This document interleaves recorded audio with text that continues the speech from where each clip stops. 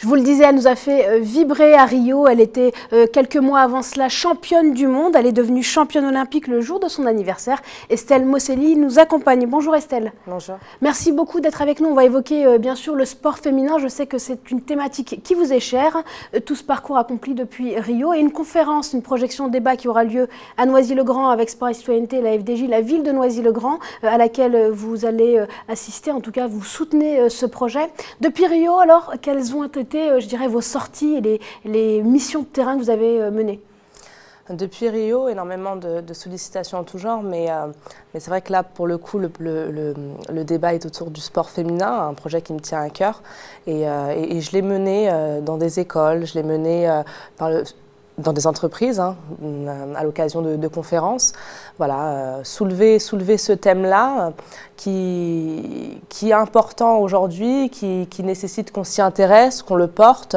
Et je pense que je suis amène, de par mes résultats et de par mon vécu aussi dans le sport, de le porter.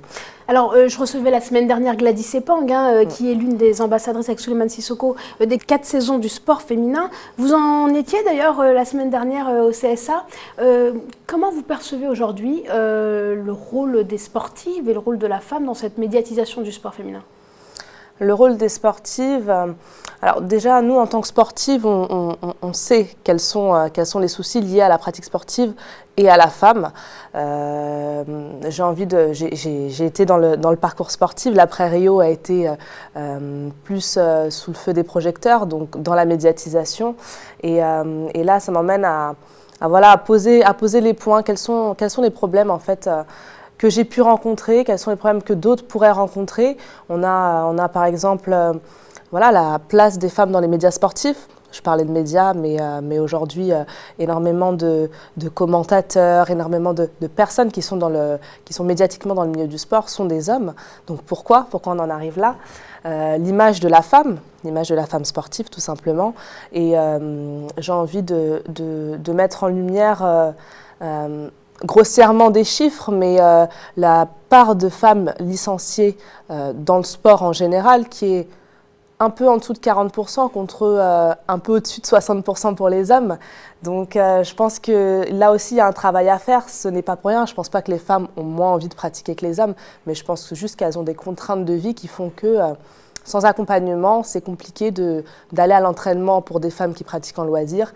Et de se donner l'envie de faire de grands résultats pour des femmes qui souhaitent aller vers les compétitions. Et c'est vrai que les ambassadrices, en tout cas celles qui performent, sont aussi à l'image, je dirais, de ces femmes qui pratiquent en loisir. On peut parler de différentes athlètes qui sont revenues après avoir mené leur vie de maman ou après être devenues maman. Là aussi, c'est des difficultés dont vous avez écho? Exactement, c'est des difficultés dont j'ai écho, l'accompagnement des femmes dans leur vie active ou dans leur vie de famille.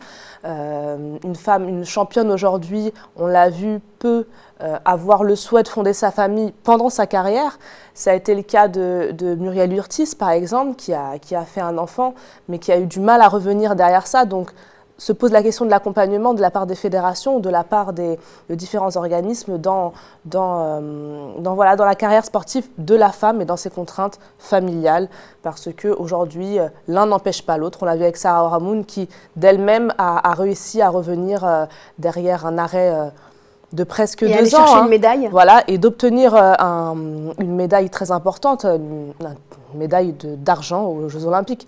Donc il y a encore beaucoup de travail qui reste à faire. On a quand même des résultats avec ces contraintes, mais je pense que c'est des résultats qui sont davantage portés par les femmes elles-mêmes et leur force à l'entraînement et leur motivation en tout cas. Et leur détermination. Et vous nous avez inspiré à Rio et vous continuez à le faire. On va revenir sur la place des femmes dans notamment les milieux fédéraux. Avant cela, je parlais d'un projet auquel vous participez, que vous soutenez, cette projection à Noisy-le-Grand qui justement souhaite casser les préjugés avec la diffusion, la projection d'un film qui s'appelle The Fits. L'idée, c'est d'intervenir avec les collégiens. Vous le disiez tout à l'heure, vous faites beaucoup d'intervention dans le milieu éducatif, une action qui est soutenue par la Fondation FDJ et par le think tank européen Sport et Citoyenneté. Comment vous vous êtes associé à ce projet? Comment vous avez eu envie de le porter? Alors c'est une association dont j'ai parlé avec Mediapolis. Depuis longtemps, j'en parle. J'ai appris à la découvrir et je pense qu'aujourd'hui, voilà, j'ai eu la possibilité, grâce à la FDJ, puisque je suis boursière challenger de la FDJ, d'attribuer une bourse de 5 000 € à une association de mon choix et ça a été celle qui me semblait me correspondre le mieux. Voilà, aujourd'hui, ce sont des projets européens qu'ils ont et je pense que ça permettrait d'avoir un écho, une dimension tout autre et une médiatisation importante autour de cette thématique du sport féminin. Et du coup, d'aller donner de votre temps, je dirais, ou de soutenir ces actions de quartier, là en l'occurrence en Seine-Saint-Denis, est-ce que c'est aussi quelque chose que vous faisiez avant et c'est quelque chose aussi que vous voulez faire résonner à l'échelle européenne? C'est quelque chose que je voudrais faire résonner à l'échelle européenne.